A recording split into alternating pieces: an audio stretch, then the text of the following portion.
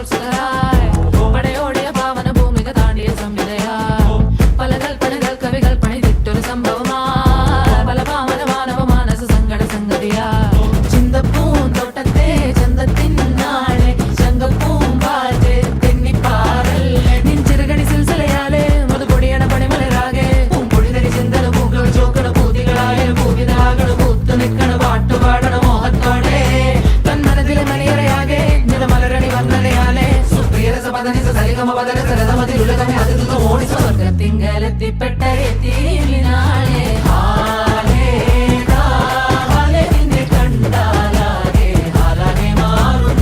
മധുരക്കിനാവിന്റെ കഥക് തുറക്കുന്ന മതിഭ്രമദായിനി പരിമളഗാത്രേ